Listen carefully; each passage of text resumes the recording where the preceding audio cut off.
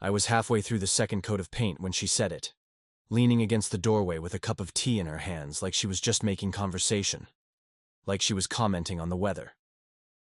In 51 years, no one's asked me to be their wife. I didn't turn around right away. Not because I didn't hear her, but because I didn't know what the hell to do with that sentence. It dropped between us like a stone in water. No splash, just depth. Just weight. My hand hovered above the fresh layer of turquoise paint, brush dripping, breath caught. I remember looking at the door, thinking how ridiculous it was that we were here. In this exact moment, surrounded by chipped wood and the smell of primer. And she was telling me something that felt like a secret she hadn't meant to say out loud. Before we jump back in, tell us where you're tuning in from, and if this story touches you, make sure you're subscribed, because tomorrow I've saved something extra special for you. It wasn't like we were close. Not yet. I was just the guy she hired off a community board to repaint her front door. She didn't like the old color. Some faded mustard tone that had probably looked cheerful in 1997, but now just made the whole house look like it had given up trying. She told me she wanted something bold, something fresh. Turquoise feels brave, she said on the first day, when I knocked and she answered in a long sweater and bare feet. I nodded, pretending like I knew anything about color psychology, and got to work. That was 3 days ago. She watched me a lot. Not in a weird way. More like she was just genuinely curious. She asked me questions between sips of coffee. How long had I been painting houses? Did I prefer brush or roller? Was I in school? Did I like dogs? It wasn't nosy. It was soft. Intentional. The way people talk when they actually want to hear the answer. Her name was Tessa, 51. Lived alone. Didn't mention any family. Said she used to work in publishing but left when it stopped being about books and started being about spreadsheets. Now she was figuring it out, which was a phrase I hadn't expected from someone twice my age. But she said it with a laugh, like she knew exactly how that sounded, and didn't care. I liked talking to her. More than I should have, maybe. She had a calm about her. Not forced. Not zen. Just earned. Like someone who had been through the kind of storms that would have turned most people bitter. And instead, she just got quieter.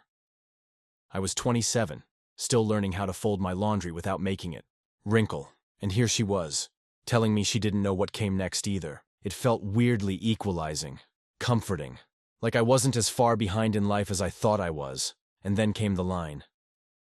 In 51 years, no one's asked me to be their wife. I finally turned around. She wasn't looking at me, just staring. Into her cup, fingers curled around the handle like it was the only warm thing in the world. There wasn't sadness in her voice. Not exactly. It was matter of fact. But that was what made it worse. The way it wasn't said for effect. The way it wasn't meant to impress me or draw sympathy. It was just something that was true. Really? I said, because my brain couldn't come up with anything better. She nodded. Had a couple long things, a few short ones, but nobody ever asked. Then she shrugged. Guess I wasn't the marrying kind. I wanted to tell her that was bullshit. That some of the strongest, kindest, most full-hearted people I knew had never gotten a ring. But I didn't. Because I could feel it. That this wasn't a conversation. It was a moment. A brief, unguarded crack in the wall she carried so gracefully. If I tried to fix it or soften it, I'd ruin it. So I nodded. You want help carrying these pots off the porch? I asked, pointing to the planters that were in the way of the next section I needed to paint.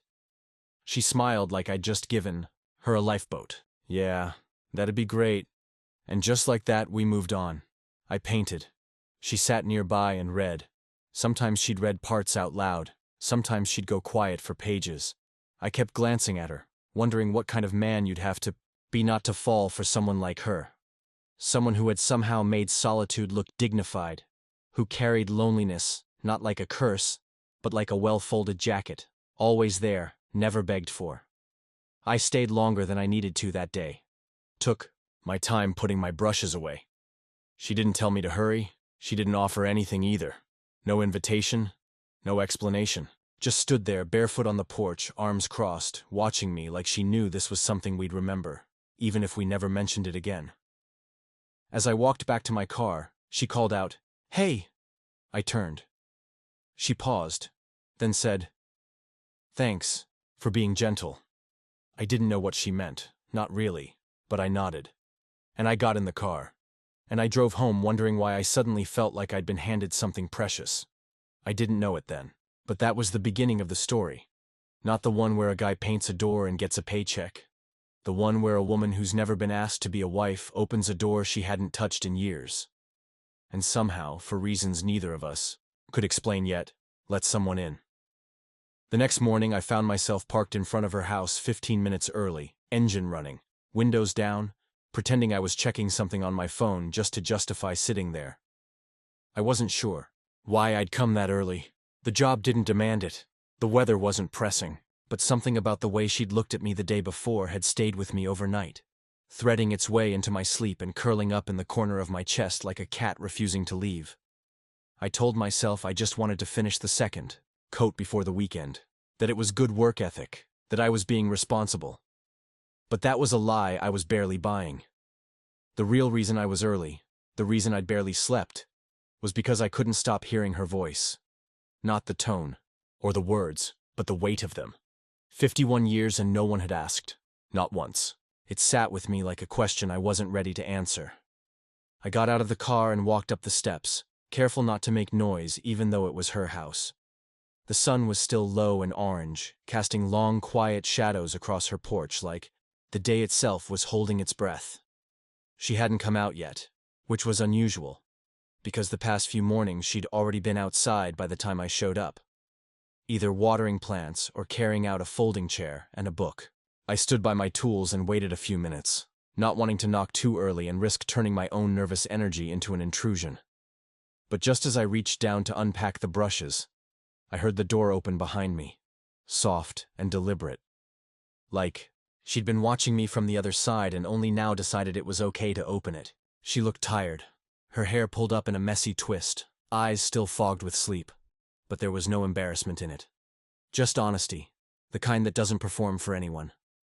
She mumbled something about making coffee and disappeared back, inside. I didn't follow. I just started working, dipping the brush into the tray, watching the paint spread in smooth strokes that somehow made me feel less restless. The act of painting is strangely therapeutic. There's repetition, rhythm, something satisfying about covering old layers with something bold and new. It gives the illusion of control. Like maybe if I painted enough surfaces, something in me would settle. After a while, she came back out, carrying 2 mismatched mugs, one of which she handed to me without asking how I took it. It was black, strong, not sweet at all, and I drank it anyway. The porch creaked under her as she sat on the steps, just behind where I was working, silent at first, like she was letting the day speak before she did. When she finally did speak, it wasn't about anything deep. She asked about my weekend, plans, if I had family nearby, if I always listened to music through headphones while I worked. I answered in short, honest sentences, grateful for the way she let the conversation wander without destination. It felt like talking to someone who didn't need you to be interesting, just present. Preparing and narrating this story took us a lot of time, so if you are enjoying it, subscribe to our channel. It means a lot to us. Now back to the story. That kind of connection sneaks up on you. It doesn't demand attention. It just grows roots while you're not looking. I stayed all day, even though I could have wrapped early. The sun got higher, the coffee turned cold, and I kept brushing turquoise over old chipped paint like the task was sacred. She stayed too, reading and humming under her breath and occasionally walking inside only to return minutes later with fruit, or something she thought I might need. There was no plan, no pressure. Just her and me and this old door that was slowly turning into something beautiful. Around mid-afternoon, she asked if I wanted to help move some furniture inside. Nothing heavy, just a small side table and a stack of books she wanted to reorganize. I followed her in without thinking, stepping through that front door for the first time not as a worker, but as someone she trusted. Her house was small, but full. Shelves packed with novels, walls hung with old black and white photographs, corners filled with plants that looked like they'd been loved back to life. It smelled like rosemary and old paper, and I felt like I'd walked into a memory that wasn't mine, but welcomed me anyway. I helped her move the table, and she asked what I was reading lately, and when I hesitated, she smiled and said I looked like someone who read things and then kept them secret. I didn't deny it, because she was right. I read quietly, like everything I took in might reveal too much if I shared it. She, on the other hand, spoke about books like they were living things, characters she'd invited into her home and kept company with. She handed me a copy of something I'd never heard of and said it might help me sleep. Then she paused and said with a half smile that it had helped her once too. I left with that book tucked under my arm and a quiet ache in my stomach I couldn't name. Driving home that evening, I kept thinking about the way she had said, "Thanks for being gentle," the day before. The way she handed me that novel like it was a piece of herself. The way her voice never rose above a whisper unless she was laughing. And the way she looked at me. Not like a stranger, not like a project, but like someone who could be let in if he knocked gently enough. I didn't know where this was going. I didn't even know if it was going. But I knew I'd be back tomorrow, early again, waiting quietly on her porch like the day itself hadn't started until she opened that door. The days blurred after that, not in a dramatic, life-upending way, but in the soft, sneaky way ordinary moments blend together when you don't know they're becoming important. I came back the next day, and the one after that, until finishing the door didn't feel like finishing anything. It felt like something I wanted to stretch out. I kept inventing reasons to come back. Touch-ups, edge detailing, needing better lighting to check for missed spots. She didn't question it. Maybe she knew. Maybe she was stretching it too. We fell into a kind of rhythm. I'd arrive early, pretending it was about getting ahead of the heat, but she'd always already be up, usually in a robe or soft cotton sweater, barefoot on the porch with a cup of tea, as if she'd been expecting me before I even pulled into the drive. I brought her coffee once, unsure of what she liked, and she took it without blinking, said it was awful, and drank the whole thing anyway. She had this way of making you feel like nothing you did was wrong, even when it clearly wasn't right. And somehow, I found myself looking forward to her corrections. She started asking more questions, not about the job, but about me. Real things. Where I grew up. Why I started painting houses. What I really wanted to do, and whether I was any closer to figuring it out. I told her more than I usually did, because she listened like she actually cared, like she wasn't waiting for her turn to speak. I told her I didn't know what I was doing, that I wasn't sure if I wanted to go back to school, that part of me wanted to leave the state, and the other part couldn't imagine starting over anywhere else. She didn't try to solve me. She just nodded like that made sense. And that was the thing about Tessa.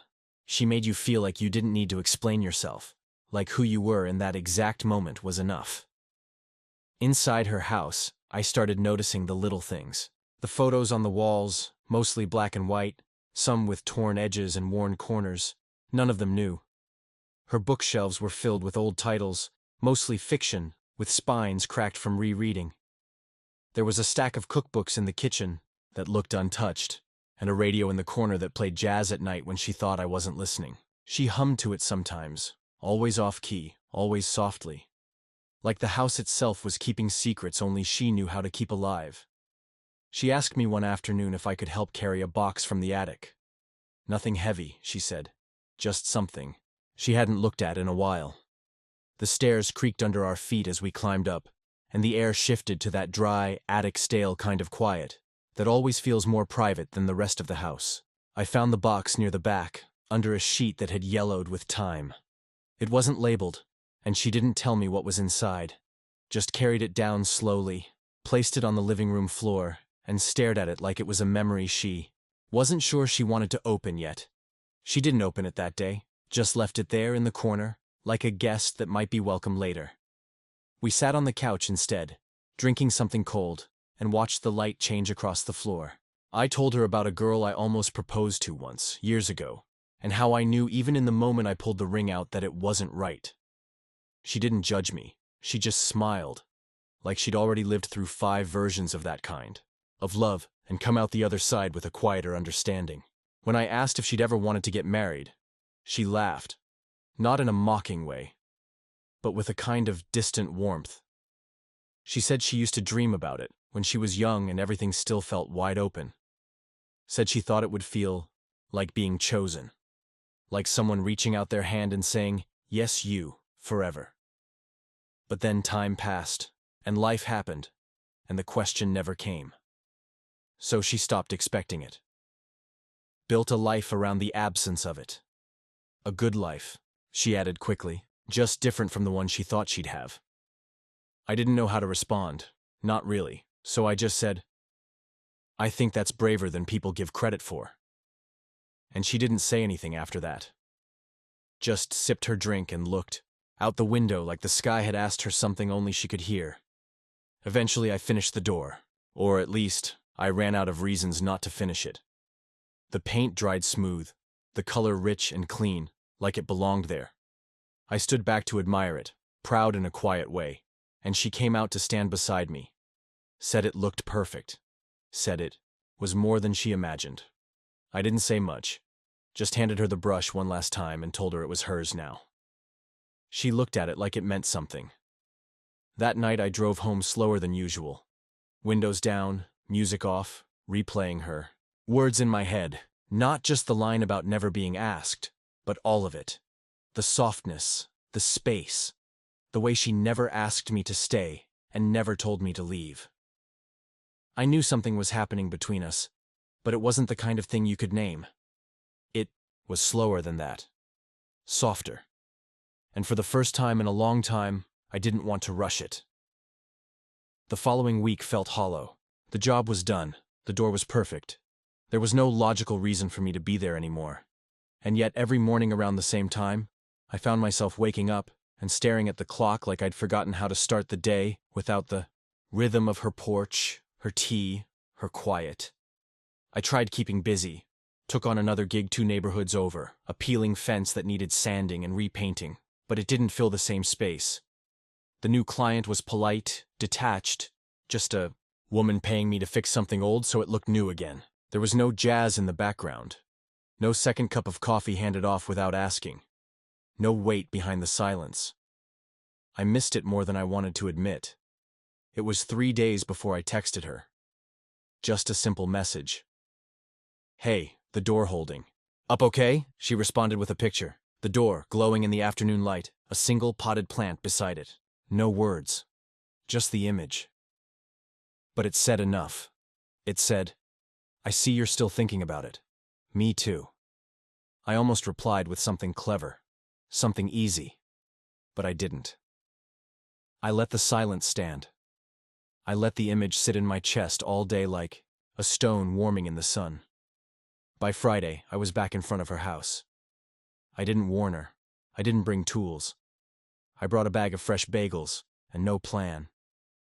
She opened the door wearing an oversized flannel shirt, her eyes sleepy, her smile unguarded. She didn't ask why I was there, just stepped aside and said, "Hope you brought cream cheese." That was how we were. We never acknowledged the breaks or the returns. We let presence explain itself. We sat on the porch steps, sharing food, from the same napkin, sipping coffee like it was sacred. I told her about the new job, about how the woman barely looked me in the eye and kept asking for updates, as if she was afraid I might leave halfway through. Tessa laughed, said people like that didn't trust anyone to stay, even for the simple things. I asked her if she ever regretted staying here, in this house, in this neighborhood that felt like it hadn't changed in 20 years. She said sometimes. But then she looked at the door, the one I had painted, now gleaming in the sun, and said, "Lately, not so much." We spent the rest of the afternoon inside. No agenda. She showed me old photo albums, most of them covered, in that faint plastic film that sticks to your fingers. There were pictures of her as a teenager, long-haired and wild-eyed, standing next to friends she didn't name. Pictures of her parents, of a dog she once had, a couple of her with a man, who looked kind but temporary. I asked about him and she just said, that was 7 years, and nothing else. I didn't press. You don't press when someone condenses 7 years of their life into one sentence. You respect that silence. Later, we sat in her living room, legs curled under us, a record playing something slow. She asked what scared me the most. I said, failure, irrelevance. The idea that I might spend my life building things no one would remember. She nodded like she understood. When I asked her, the same, she paused a long time before saying, that I'll go my whole life being almost loved. That line sat with me like a bruise. Because it wasn't just sadness. It was pattern recognition. The kind of thing you only say when you've seen the same movie play out a dozen times and you already know the ending. I didn't know how to respond, so I didn't. I reached out, placed my hand over hers and left it there. Not a move, not a signal, just a connection, just a truth. That I heard her. And I wasn't moving. The sun dipped lower. The room got darker. She didn't turn on any lights. We sat there until it felt like the world outside had stopped, and all that was left was the space between us, humming with something we hadn't dared name. I don't know what I expected to happen. A kiss? A confession? But none of that came. What came instead was something deeper. She leaned her head against my shoulder and whispered, "I like having you here." And that was it. That was everything. It wasn't flirtation. It wasn't a tease. It was permission. Not to pursue, just to stay. I left late that night. Later than I meant to. Headlights bouncing off the same turquoise door I'd brought back to life. It hit me then. This wasn't just about her anymore. It wasn't just about what she made me feel. It was about what I became when I was with her. More patient. More still. More curious. There was no part of me performing. And for someone who'd spent most of his life trying to be good enough, that felt like the rarest thing. Driving home, I realized something else too. I wasn't afraid of what this could become. I was afraid of what might happen if I didn't let it become anything. At all, and that was the scariest part. Because once something real knocks on your door, it's hard to pretend your life was full before it arrived. I started coming by once or twice a week after that, sometimes with a reason, sometimes with none. Once I told her I was just in the neighborhood, which was a lie, because I'd driven 20 minutes out of my way just to see if the jasmine in her yard was blooming. She didn't question it. She never asked me why I kept showing up long after the job was finished. But I could feel her watching me more closely now, as if she was quietly trying to figure out what it was I thought I wanted from her. I don't think I knew. Not then. All I knew was that something in me felt clearer in her presence, like I could breathe in a way I didn't know I hadn't been. She offered me a key one day, offhand, like she wasn't making a big deal of it, like she might just be tired of getting up to unlock the door when I arrived. It was on a plain silver ring, no extra keys, no flair, no hidden meaning. But it sat heavy in my pocket all the same. I never asked what it meant, and she didn't explain. That was how it worked between us. We rarely labeled things. We just allowed them. But even in that silence, I could sense the shift. We'd moved into something neither of us had agreed to, and because of that, the air between us carried something more fragile. We moved more carefully around each other, like people, stepping into water and unsure of the depth. She started to pull back in small ways, subtle, polite. A closed door that used to be open. A conversation redirected when it began drifting toward vulnerability. The more present I became, the more she seemed to retreat. Not away from me exactly, but into herself. I noticed it most in the little things. The way she stopped letting our knees touch on the couch. The way she started talking about plans for the fall, things she might do, places she might visit, and always phrased it with a kind of distance that didn't leave room for we. She was gentle about it, always. But it was there. I could feel the quiet weight of her doubt humming beneath every soft moment we shared. Like she was already rehearsing what it would feel like when I left. Like she wanted to get ahead of the grief before it ever had a chance to root, and it made me ache, because I didn't know how to tell her I wasn't going anywhere. Not yet. Not unless she asked me to. But saying that felt like a kind of pressure she hadn't invited. And the last thing I wanted was to become another obligation.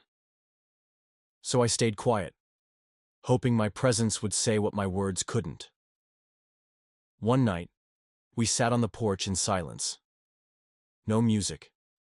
No conversation. Just the wind moving, through the trees and the creak of her rocking chair as she slowly shifted back and forth. I'd brought her a plant earlier that day, a small green thing with trailing vines, and she'd smiled at it like it was the most thoughtful gift she'd ever received. But now it sat between us, untouched, and I could feel the distance again. Not angry, not cold, just far. Like something had slipped out from under us and neither of us had the courage to name it. I asked her what she was thinking. She didn't answer at first. Then finally, softly, she said, "I don't know how to be this with someone who's still figuring out who they are." And that hit deeper than I expected. Not because she was wrong, but because I'd been so focused on how she made me feel that I hadn't thought much about what it was costing her to let me stay. She wasn't asking for promises. She wasn't asking me to prove anything. She was just telling me the truth. That being loved by someone younger, someone uncertain, someone who hadn't yet lived the kind of years she had, it wasn't always a comfort. Sometimes it was a reminder. Of all the time she'd already carried alone.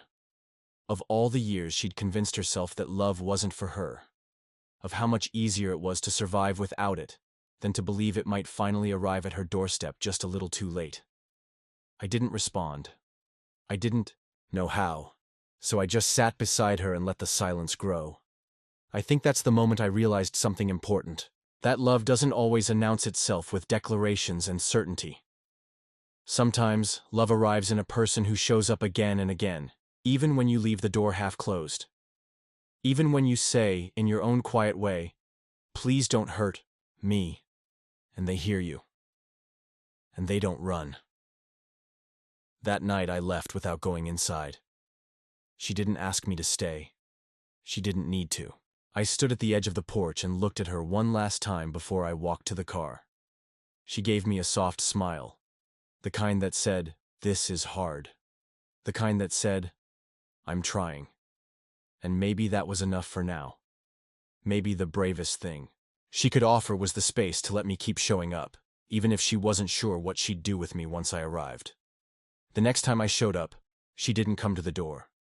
I knocked, waited, knocked again. Nothing. I stood there for a minute longer than I probably should have, debating whether to try the key she'd given me. It was still on the same plain silver ring, still living quietly in my glove compartment like a question I wasn't ready to answer. I didn't use it. I drove away instead, trying to convince myself she was out, or busy, or sleeping, though every part of me knew she was probably home, just not ready to let me in. That's the thing about people who've learned how to live alone for years. They know how to close themselves off without slamming a single door. They don't need drama. They just need distance. She texted the next day, not to apologize. Just, "Sorry I missed you yesterday. It's been one of those weeks." I didn't press. I replied simply, "No worries. Let me know if you need anything." She never did, not directly. But 2 days later, I drove by after dark and saw the porch, light on. That used to be her way of telling me she was up for company. I didn't stop. I just parked across the street for a few minutes, stared at the front door I'd painted with so much care, and tried to figure out how we got from morning coffee and quiet books to not knowing whether I was still welcome. Something had shifted. Not just in her, but in me too.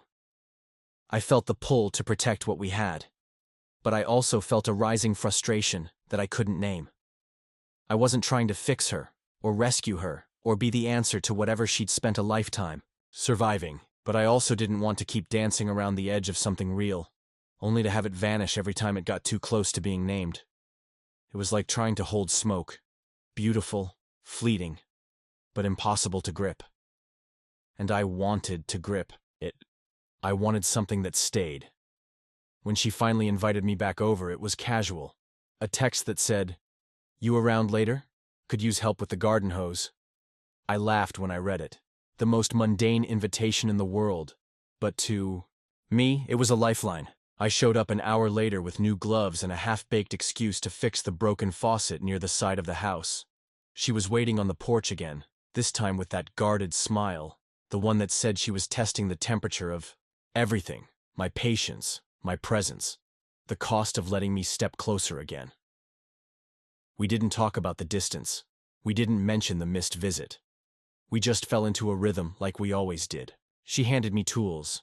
I cracked jokes. She smiled, but not the way she used to. Not the kind that reached her eyes. There was something withheld. I could feel it. Something she wasn't saying.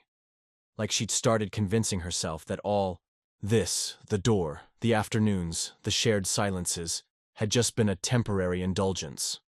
And now she was trying to return to the version of herself that didn't expect anyone to stay too long. Later, we sat in the backyard on 2 old chairs with chipped arms. The garden hose lay coiled beside us like a question mark. She stared out at the sky like it was a screen playing all the years she couldn't get back. I wanted to ask what she was afraid of.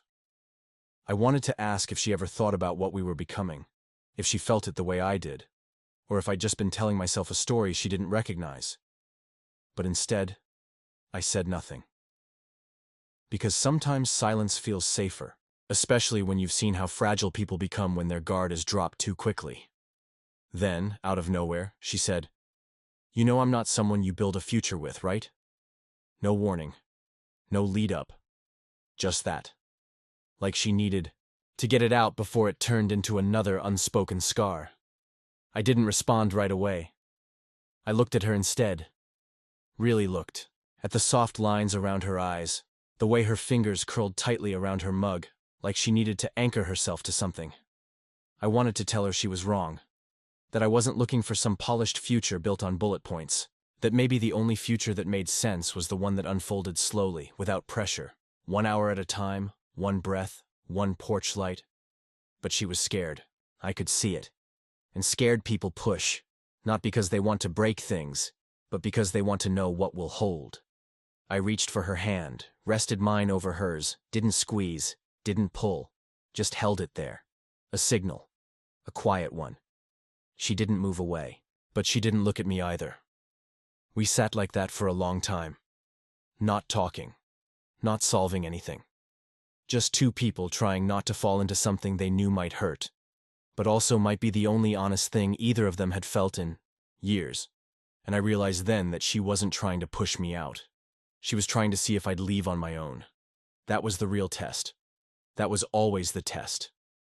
There's a strange kind of pressure that builds when you choose to stay without being asked. Not because anyone is holding the door shut, but because every day it stays cracked open. You wonder if the person inside is wishing you'd finally let it close. That's how it started to feel with Tessa.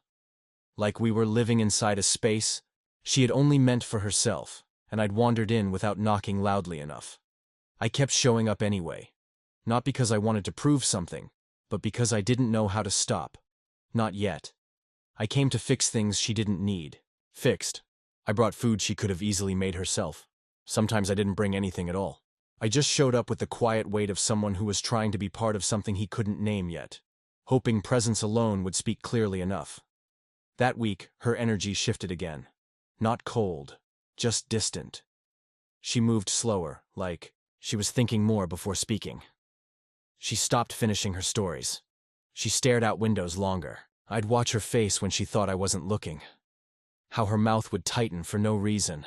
How her fingers would run along the lip of her mug like they were tracing the edge of a memory she didn't want to open.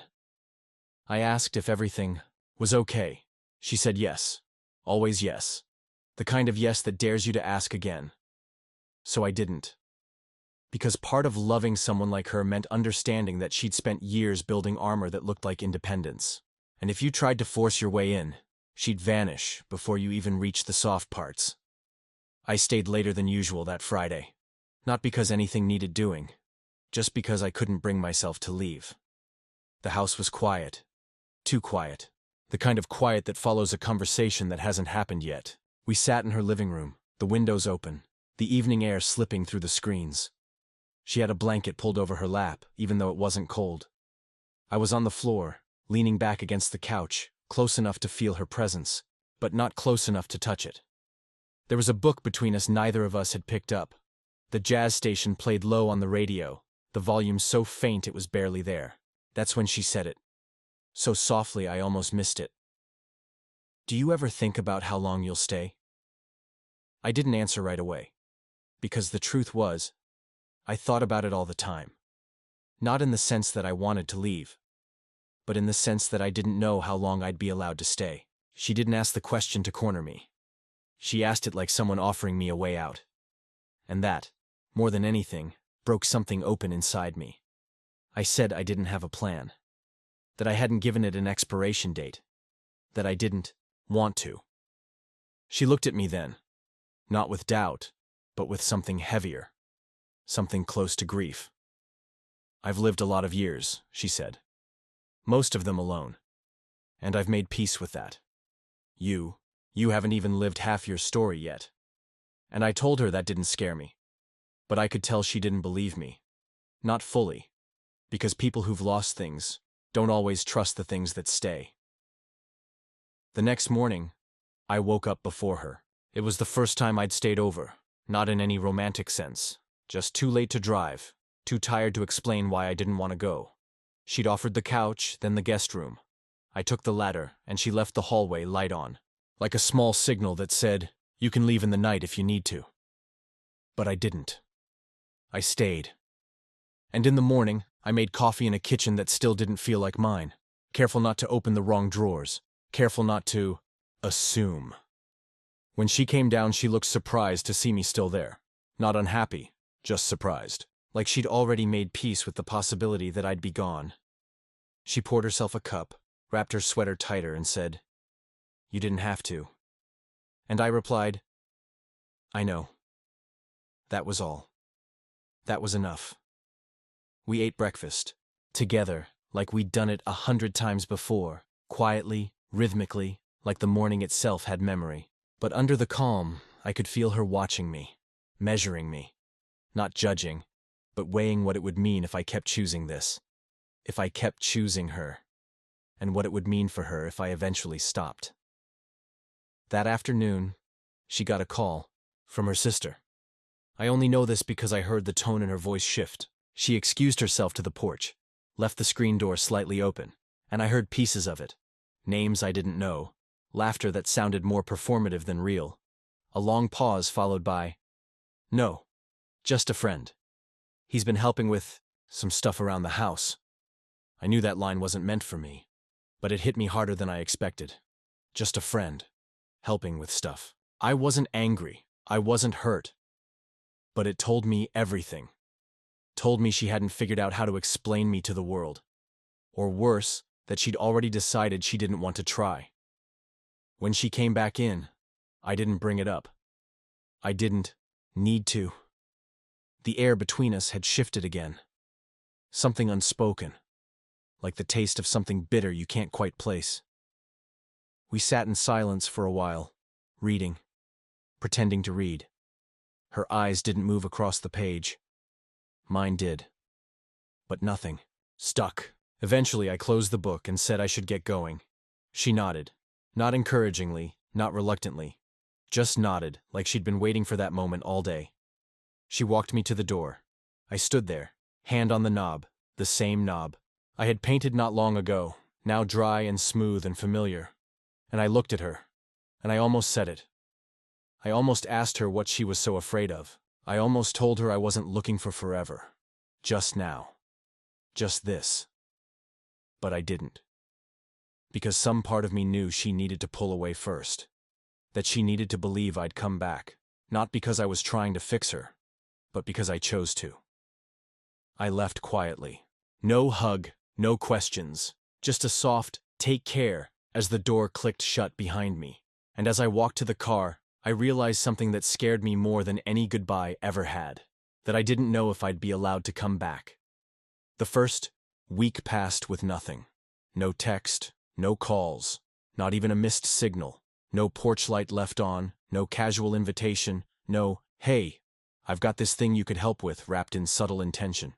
I waited, half on purpose and half out of confusion.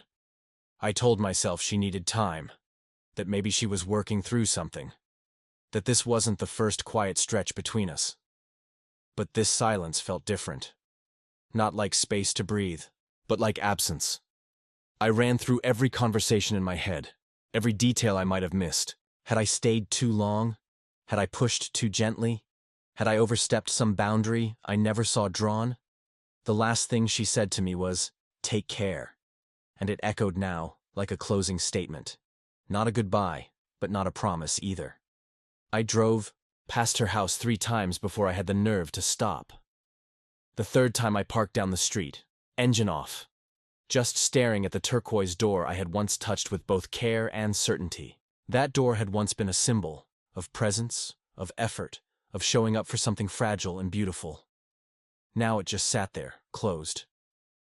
I thought about knocking. Thought about sending a text, something harmless like, "You okay?" But I didn't. Because I had started to learn that with Tessa, absence was never accidental. She didn't forget, she retreated. And retreat, for her, wasn't avoidance, it was survival. Still, I couldn't stop thinking about her. About the way she sat with her legs tucked beneath her on the couch. The way she'd glance up from a book to see if I was still listening, even when she wasn't speaking. About the way her voice softened when she said my name, almost like she didn't want to hear it echo too loudly in the room. I kept replaying the way she'd looked at me before I left, the stillness in her eyes, like she'd already packed something away before I even turned. The knob. On the 5th day, I finally texted her. I kept it simple. Thinking of you. No pressure, just, yeah. I stared at the screen longer than I should have after pressing send. There was no reply. Not that hour, not that day, not even the next. And that's when I started to feel it. Not anger, not rejection, but a slow and settling sadness. The kind you feel when you realize someone isn't punishing you. They're just trying to let you go before you get too close to the parts of them they've kept hidden even from themselves. I began filling my days with other things. Took on more work. Said yes to projects I'd previously passed on. I started staying later at job sites, spending longer at hardware stores, offering help to clients who didn't need it, just so I wouldn't go home and think. The silence from her house became a kind of weight in my day. I noticed myself watching the time at 8:15 a.m., the exact moment I used to pull up to her place with a coffee and a fake excuse to check on the trim I'd already checked twice. But now that driveway stayed empty. The porch stayed still. Then, one night I finally got a reply. 3 words. "I'm still here."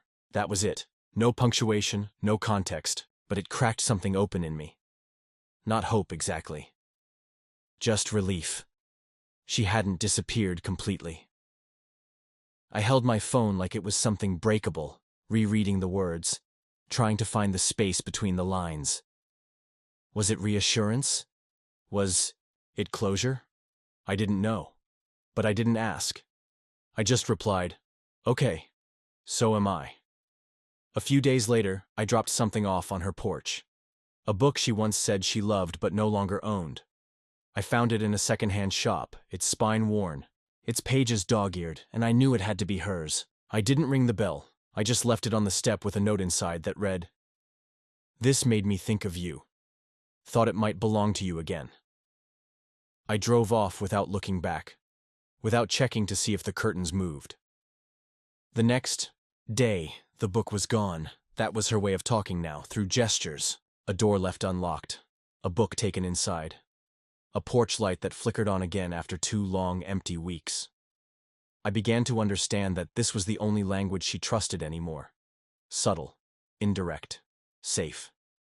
Maybe she believed if she didn't say it out loud, she couldn't lose it. Words were too final. Gestures allowed her to stay in the in-between, present but protected. Eventually I came back, not with expectation, not with pressure, just a quiet return. I knocked lightly, not sure if she'd open the door or leave it closed like she had the last time. This time she opened it slowly. Her eyes were tired, but she smiled. Small, almost guilty, but real. She stepped aside without saying anything, and I walked in. The air inside was warm, familiar. The record player was on again. Something old, something soft. We sat in the kitchen. No words at first. Just tea steeping and the kind of silence that doesn't need fixing. After a while, she looked at me and said, "I don't know how to let people stay." It wasn't an apology. It wasn't even an explanation. It was just the truth. And I nodded, because I knew. She wasn't trying to make me prove anything. She was just telling me who she was. A woman who'd made peace with solitude.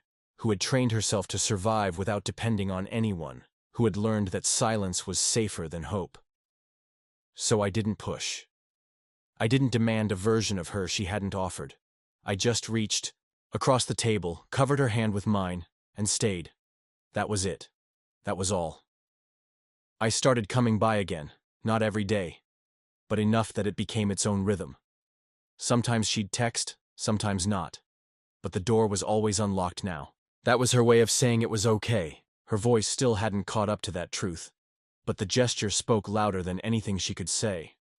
I stopped asking if she needed help with anything. I just started doing it. Fixing the window latch in the guest room, replacing the flickering bulb on the porch, bringing her a new teapot after the old one chipped. She would look at the things I fixed with a quiet kind of gratitude, the kind that lived somewhere between thank you and I don't know how to deserve this. She never asked me to stop, but she also never asked me to keep going. Everything we did hung in that middle space, between welcome and warning, comfort and caution. She cooked more when I was around. Small things, toast with jam, roasted vegetables, scrambled eggs in butter that tasted better than mine ever did. She made tea that didn't need sweetening. She never said stay, but she always made 2 cups. I'd sit at the kitchen table, while she moved around the room barefoot, her cardigan slipping off one shoulder, hair tied in that loose knot she never bothered to fix. She wasn't trying to impress me. That's what I loved about her most. She didn't perform. She didn't ask me to like her. She just let me be near her as she was. One night it rained. Hard. The kind of rain that makes everything smell like earth and time. I was already there, helping her with the new bookshelf she'd bought secondhand. The one we both knew wouldn't stand evenly without a fight. The windows rattled. Thunder rolled in low waves. She made tea and we listened to the storm in silence. It was a comfortable silence, the kind that lives between people who know when not to fill the air. I could feel her starting to soften again, just slightly. The way she sat a little closer. The way her hand lingered on mine for a beat too long when she passed me a mug. It wasn't flirtation. It was presence. It was trust. Handed over slowly, carefully, like a fragile thing she wasn't sure how to give. Then came the moment. We were sitting on the couch, the lights dim, the storm still rolling outside, and she started flipping through an old book I'd brought her. One she said she'd read years ago but forgot how it ended. She paused on a page, smiled faintly, then closed it and rested it on her lap. Her gaze stayed low. She was quiet for a moment longer than usual, like something was building behind her ribs that she didn't want to say but couldn't swallow either.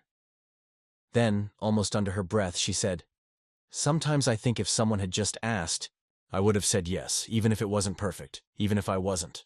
I didn't say anything. I didn't even move. I knew that if I reacted too quickly, the moment would disappear. She didn't look at me.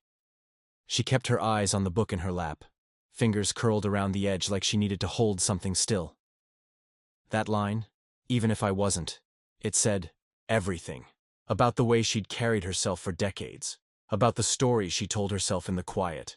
That love had requirements. That being chosen meant being flawless. That maybe she had missed her chance simply by being a little too much or not quite enough. She didn't need comfort in that moment.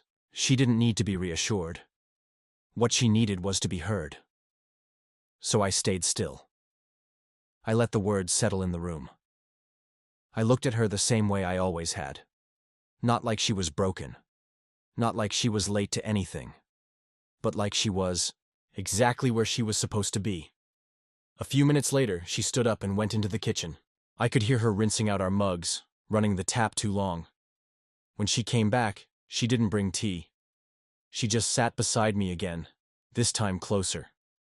Close enough that our knees touched. She didn't say anything else about what she'd confessed, and I didn't ask her to.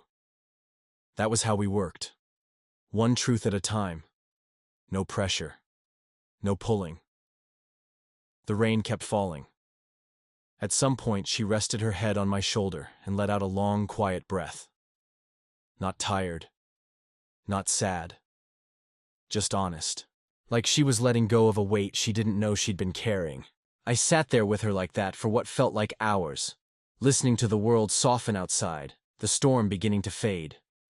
When it came time to leave, She didn't walk me to the door. She didn't say, "Take care," or "See you soon." She just said, "Lock it behind you." That was her way of saying, "You're part of this now." That I didn't need an invitation every time. That something in her had shifted enough to let me inside, even if the door stayed quiet. I drove home in the dark, the road slick and gleaming under streetlights, my chest tight with something I didn't know how to name. Not joy, not sadness, just the deep, aching knowledge that I was falling for someone who didn't believe love could last. And I wasn't afraid of that. I was afraid of what would happen if I failed to prove her wrong. She told me the story on a Tuesday, the kind of day that slips by unnoticed unless something important happens. The weather was soft, overcast, the kind of gray that wraps the world in a hush. We were in the living room, a half-eaten sandwich between us, Jazz playing low from the other room. Her cat, who had only recently started tolerating me, curled up near the window like he knew something was coming. We weren't talking about anything serious, just books and music and whether or not she should get her roof looked at before the next season rolled in. Then, out of nowhere, she asked if I'd ever had someone walk away without warning. The question landed like it had been floating between us for days, waiting for the air to still. I told her I had. Once. Young love. High school. A girl who left a letter taped to my locker and moved 2 towns over without saying goodbye. It stung. Then, but it made me laugh now.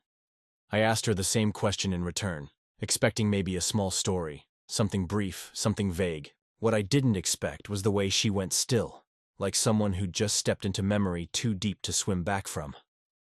She told me about a man named Jeremy. Not the first, not the last, but the one who'd rearranged something permanent in her. She met him when she was 27, fresh out of a career detour, trying to rebuild her confidence and stability at the same time. He was older by a few years, charismatic, smart, the kind of man who remembered details and made strangers feel special. She said he made her feel like a priority, like a future. They moved in together after a year, lived in a small apartment, with terrible plumbing and one good window that overlooked a city she didn't miss, but still dreams about sometimes. She said for the first time, she believed she might actually have something solid, something that could last. Then came the almost. That's the word she used. Not betrayal, not heartbreak, just the almost. They talked about marriage, not in detail, but in those soft, late-night ways people do when they believe time will take care of the rest. One night she came home to an empty apartment. Not a fight, not a note, just absence. His things were gone. His toothbrush, his boots, the blanket he always stole in the winter. She said it was as if he'd been erased. She waited 3 days before calling anyone. He didn't answer. 2 weeks later, a letter showed up. Not handwritten, typed, brief, polite, not cruel, not kind. It said he needed something else, something quieter, something he didn't feel like he could find with her. She reread it 100 times, not because it hurt more each time, but because it didn't make any more sense no matter how many times she looked at it. That was 23 years ago, and she still remembered the exact font he used. She told me all of this without crying. Her voice didn't waver. Her hands didn't tremble. She wasn't telling it for effect. She wasn't trying to impress me with her scars. She was telling it like it was a part of her house, something built into the structure, tucked behind the drywall. I didn't know what to say. I didn't feel like I had the right to say anything, not after what she'd just handed me. So I just reached over and rested my hand over hers on the cushion between us. She didn't pull away. She looked at me then, not with apology, but with the kind of exhaustion that only comes from carrying something for too long without setting it down. She said. After that, I just stopped assuming anyone meant it when they said they loved me. I believed them in the moment, but not after. I could hear the truth in it. Not bitterness, not self-pity, but the calm resignation of someone who had outlasted disappointment so many times it no longer felt like betrayal. Just routine. And then she said something that stayed in my bones. There's nothing wrong with me. I know that now. But for a long time, I thought love skipped me because I was too much. Or not enough. Or the wrong kind of woman for the story people want to tell. She looked out the window as she said it, like she wasn't even talking to me anymore. Like she was telling the version of herself who once waited by the door for someone who was never coming back. We didn't talk much after that. The silence didn't feel like avoidance. It felt like respect. Like something sacred had just been spoken, and now needed space to settle. I sat with her for the rest of the afternoon, reading a book I couldn't follow, listening to the sound of her breathing next to me. At some point, she got up and made us both something to drink. She came back, handed me the cup, and sat down again without a word. But this time she sat closer, shoulder against mine. No hesitation. That night, when I left, she walked me to the door. It was the first time she'd done that in weeks. She didn't say, "Take care." She didn't say, "See you soon." She just stood there with the door open and looked at me, like she was still deciding what it meant that I knew now, that I'd heard the story, that I hadn't flinched. I stepped onto the porch and turned back. She hadn't moved, just stood there with her arms crossed, cardigan slipping down one arm, hair messy, face bare. I told her gently, he was wrong. Just that. No context. No need. She knew who I meant. She didn't smile, didn't thank me. But something in her face changed, just slightly. The edges softened. Her eyes didn't look away. As I walked down the steps, I heard the door close slowly behind me. Not fast, not final, just gently. The days after she told me about Jeremy felt different, like the room we'd been sitting in had quietly shifted shape while we weren't looking. She didn't bring him up again, and I didn't ask. But something about her had changed. Not colder, not closed off, just quieter. Like she had opened a door she didn't realize was locked and now wasn't sure how to walk through it. There was no withdrawal. If anything, she started letting me into her daily life more than she ever had. She invited me to the market with her on Saturday morning. She let me help hang a framed photo in the hallway that had been sitting on the floor for nearly a year. She asked my opinion on a new rug she was debating ordering online. She even let me drive her car once, a 10-year-old hatchback she claimed had more rust than reliability, but still kept meticulously clean. It might have seemed like progress, but I could feel the weight of it. These weren't casual asks. They were tests, each one dipped in quiet significance. To the outside eye, they looked like everyday tasks, moments of comfort. But I knew better. I knew she was watching closely, looking for signs. Whether I'd grow impatient, whether I'd roll my eyes, whether I'd start retreating, the more she opened herself up. And I didn't blame her. That kind of pain, the kind that walks out the door without saying goodbye, rewires how you trust people. Makes you careful in a way that doesn't ever really go away. She never said it outright, but I started to understand what she was doing. She wasn't looking for a declaration. She didn't want a promise. She wanted proof. Not in grand gestures, not in words, but in presence, in consistency. She wanted to see if I'd show up without being rewarded for it, if I'd stay when she offered me nothing but space, silence, and the occasional unspoken invitation to exist beside her without demanding more. And I did. I kept showing up. Not because I was trying to win something, but because it felt right. Because every time I sat with her on the porch, or followed her through the grocery store as she picked out fruit with impossible precision, I felt more like myself. She didn't fill silence with small talk. She didn't require me to entertain her. She just let me exist. And in that space, I began to realize how rare that kind of comfort was. But there were moments, small ones, easily missed, where I could feel her pulling back just enough to keep herself protected. A story she'd start but never finish. A hand she'd let rest against mine but pull away just before it could settle. A question about my past followed by a subtle redirect when I tried to ask about hers. It wasn't unkind. It was careful, like someone who had learned over time how to never give away more than she could afford to lose. One evening, she invited me over to help reorganize the attic. It wasn't urgent, nothing about it was, but she said it needed doing, and I said yes without hesitation. We spent the afternoon hauling down boxes she hadn't touched in years, old dishes, mismatched holiday decorations, a lamp she forgot. She still owned. Then, near the back, stacked beneath a faded blanket, we found a trunk. wooden, old, with metal corners and a tarnished clasp. She froze when she saw it, not dramatically, just long enough for me to notice. I asked if she wanted to open it. She nodded slowly, then sat down on the floor beside it, like she already knew what was inside and needed a second to face it. When she unlatched it, the air felt heavier. Inside were letters, photographs, small mementos, a dried flower pressed between two envelopes. She didn't say a word as she pulled out a picture of herself, much younger, standing beside a man I knew must have been Jeremy. Her face in the photo was bright, unguarded in a way I'd never seen in person. She looked at it for a long time, then set it aside. There were more photos. A few of her as a child. One of her mother. A younger brother I'd never heard her mention. She moved through them methodically, as if each one required a certain kind of quiet to examine properly. I didn't interrupt. I didn't ask questions. I just sat beside her, offering nothing but stillness. That was the test. I knew it in my bones. Could I sit with her past? Her real past? Not just the version she curated for comfort, but the raw, unfiltered pieces of it that she kept locked away, even from herself? Eventually, she spoke. Not about Jeremy, not directly. She said, "Sometimes I wonder if I ever really moved on, or if I just learned to live around the ache." She wasn't looking at me. Her eyes stayed fixed on a letter in her hand. The ink faded to near illegibility.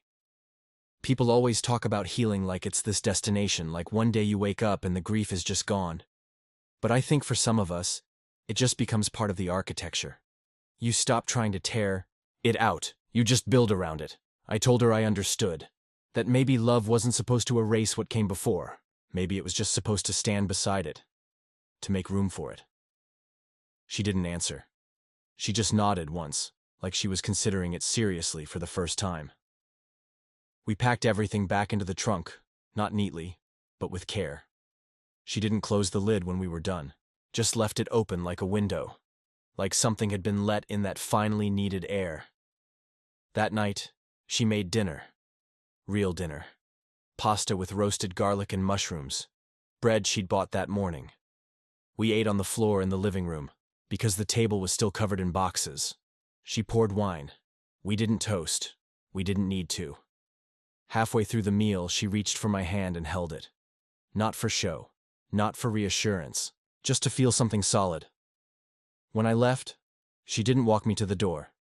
But this time she said, "Come back tomorrow." Not a question. Not a hope. A statement.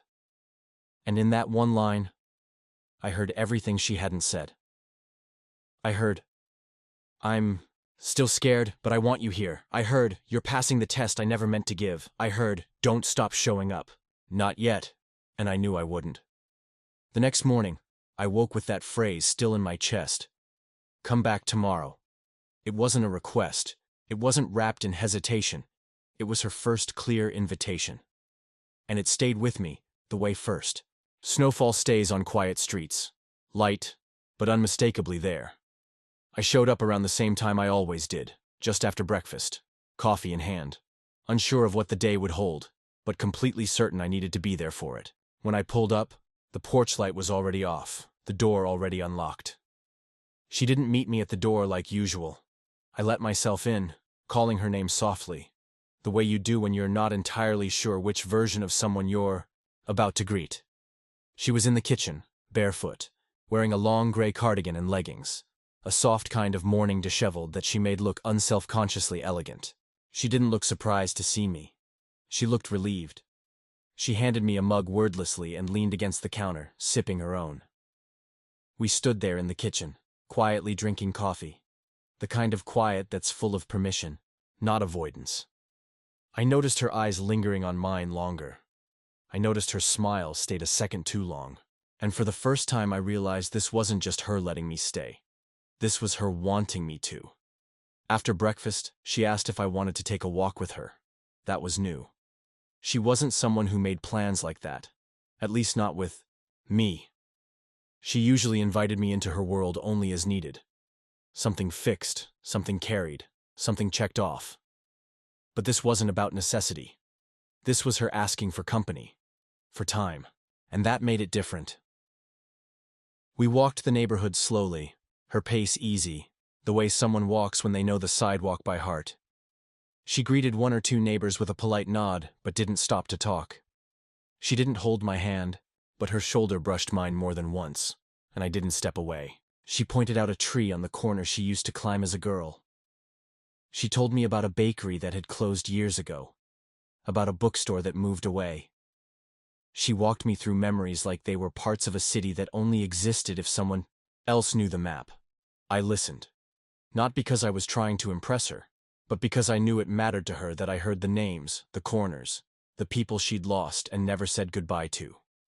Later, back at the house, she opened the curtains, wider than usual. She let more light in, literally and metaphorically. We spent the afternoon sitting at her dining table, another first, and going through old recipe cards she said she hadn't touched in a decade. Most were handwritten, smudged with time and spills, the ink curling at the edges. Some had notes, in the margins. Too sweet. Use less salt. Jeremy hated this one. She paused at that last one, finger resting on the name. Then she looked up and said, "Funny how someone can vanish and still be everywhere." It wasn't bitter, just true. She picked a card and said, "Let's try this one," like it was nothing. But I knew better. I knew this wasn't about baking. This was about reclaiming something. She was inviting me into a part of her history she'd kept boxed up, not hidden, but untouched. The kitchen filled with warmth, sugar, the occasional sharp laugh when one of us got flour on our clothes. She was lighter that day, not completely free, but unguarded in flashes, like light through broken clouds. After the cookies cooled, we sat on the floor and ate them like kids. She leaned against the wall, head tilted, and asked me what scared me most about all of this. Not us, not the future, just this. I didn't give her a neat answer. I told her the truth, that I was scared she'd pull away again, that one day I'd show up and find the door locked, not out of anger, but because she thought it was better for both of us, that I'd keep showing up only to be gently turned into a memory. She listened, her expression softening into something I couldn't name. And then, without hesitation, she said, "I don't want to run anymore." Just that. It was the closest thing to a vow she'd ever spoken. That night, I stayed later than usual. We sat on the porch with the lights off, just the dim hum of the streetlights around us, and listened to the sounds of a world that hadn't stopped but felt like it had. Paused just long enough for us to catch up. She didn't say much. Neither did I. At one point, she reached for my hand, rested hers on top of it like it was the most natural thing in the world. And it was. Then, something shifted. She looked at me, more directly than she ever had, and said, "You see too much of me." I didn't answer, not with words. I just waited.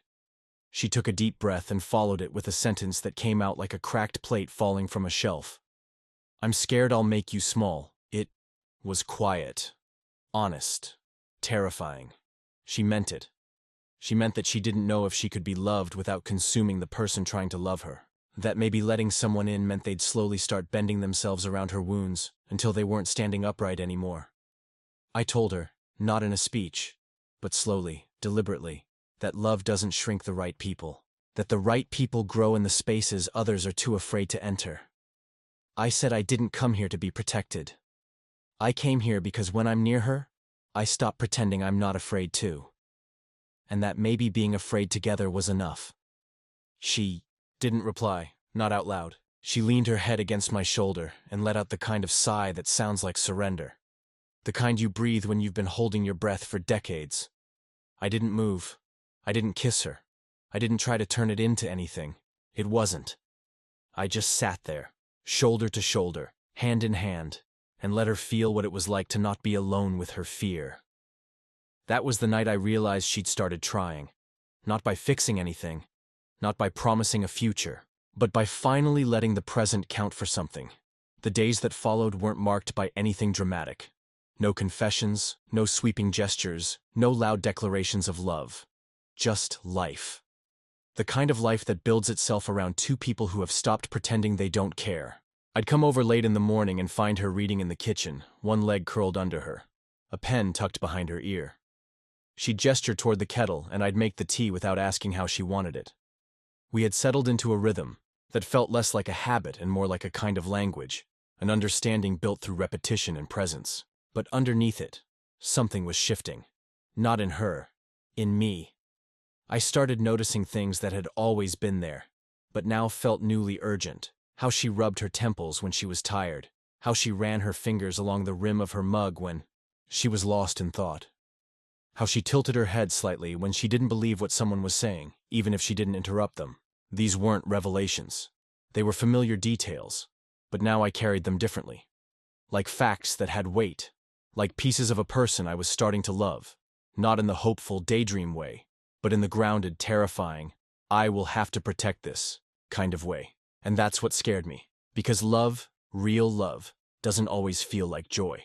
Sometimes it feels like standing in front of something fragile and knowing the wind could take it. It feels like responsibility, like risk, like a house you didn't build but were suddenly asked to keep from falling down. I wasn't afraid of her. I was afraid of how much of myself I'd already handed over without realizing it. I was afraid that if she changed her mind, even gently, even kindly, I wouldn't know how to gather myself back up. She, for her part, had changed too. She was still cautious, still quieter than I think she realized. But there was a softness to her now that hadn't been there before. She touched my shoulder more when passing behind me. She called me by name, more often, like she was testing the sound of it in her mouth. She let me leave things behind. Books, a toothbrush, a sweater she pretended not to wear when I wasn't there.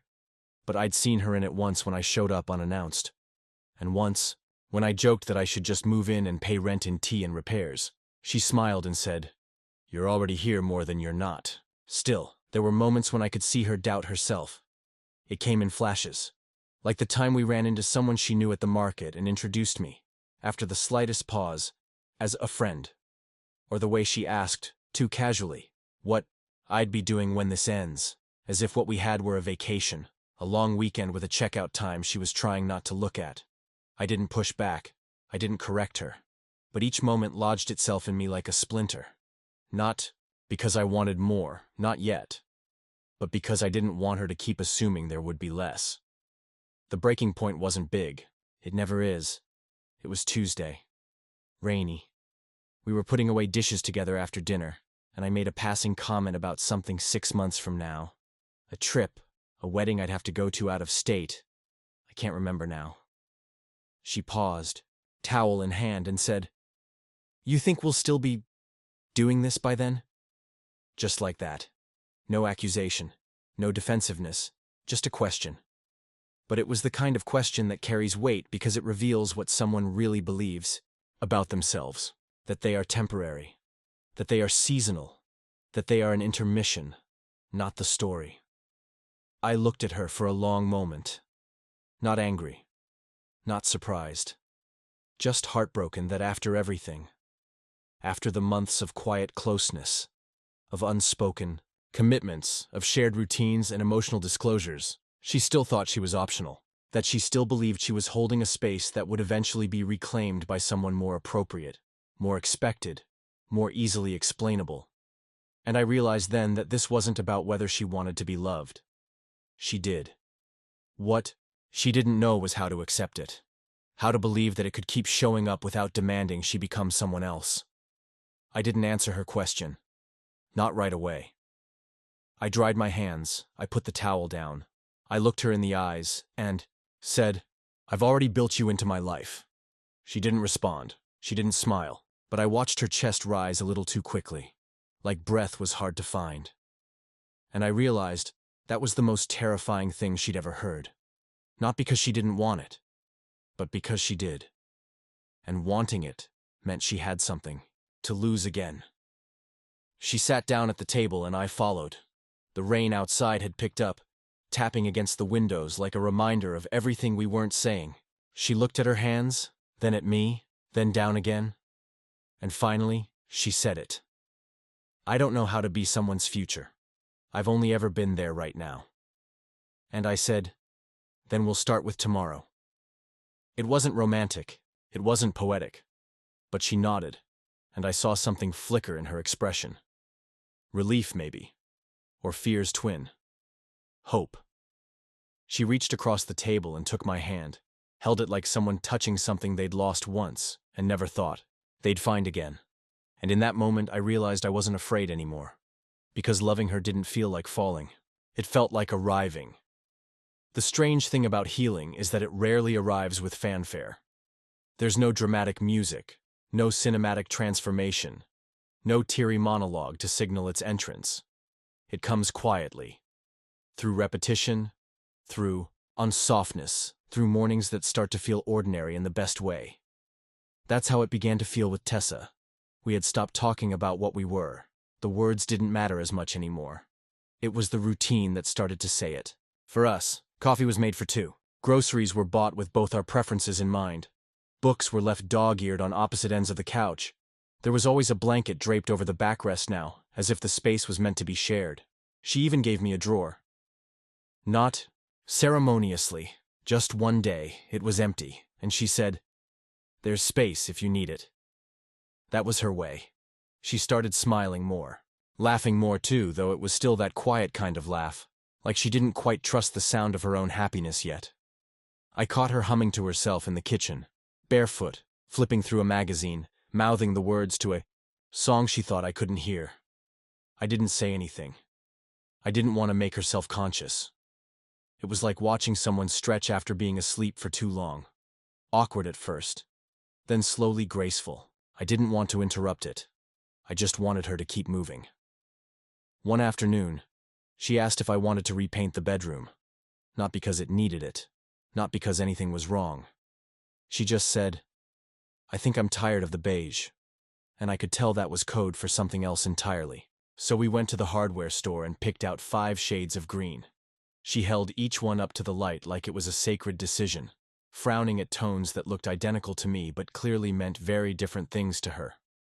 We landed on something soft and sage-like, calming, intentional. She said it reminded her of spring, of fresh starts. We spent the weekend painting in silence, interrupted only by music and occasional laughter when we accidentally bumped into each other or spilled paint on the sheets we laid across the floor. That weekend was the first time I saw her wear a white t-shirt and jeans with no makeup. She didn't seem to notice. I think that's why it hit me. She wasn't trying to be anything. She just was. And it took my breath away in a way I didn't show. Because I didn't want her to think I was falling harder than I already was. But I was. Every single hour. And the more she let herself be unguarded, the more I realized how much of her I hadn't even begun to see yet. She started making plans. Not big ones. But they mattered. She talked about rearranging the furniture, about replacing the worn rug in the hallway, about maybe driving out to the coast for a weekend if I had time. She said it like it was nothing, like she hadn't spent years avoiding the kind of decisions that implied permanence. I said yes, of course. And she nodded like she'd been bracing for a different answer. There was a day that week where we did nothing. No projects, no tasks. We just sat on the couch all day, reading. Occasionally she'd look over at me and smile without saying anything. Once, I caught her watching me while I wasn't looking. She didn't turn away when I noticed. She just kept watching, like she was studying something delicate and rare. She said, "I didn't think I'd get this again." And I knew she wasn't talking about me specifically. She was talking about herself, about this version of herself, the one who still believed in connection, in comfort, in peace. Later that night, while I was washing dishes, I heard her voice from the other room, low, hesitant. She asked if I wanted to help her pick out a new chair for the front porch. That might not sound like much, but coming from her, it was everything. The porch had always been hers. That was her space, her boundary. And now she was asking me to build something into it with her. A future seat. A shared space. I said yes before she could take it back. And that night, when we were lying in bed, Legs tangled, her head resting just below my collarbone, she said, "It scares me how good this feels." I didn't answer right away. I just held her closer. Then I said, "Me too." Because it did. Goodness, after so much loneliness, can feel like standing in sunlight after months of shade. You squint, you shield, you wait for clouds, but sometimes they don't come. In those weeks, I started to learn the rhythms of her peace. She liked soft lighting and cool sheets. She liked cereal at night, but only if there was enough almond milk. She hated when people talked during movies, but loved pausing them to discuss a character's motivations. She whispered things to herself when reading. She watered her plants in a specific order, always ending with the tall one in the corner because he's the most patient. She still flinched at sudden noises, still tightened slightly when I entered a room without announcing myself. But those things didn't mean she was broken. They meant she was still calibrating, and I was willing to wait for her to settle.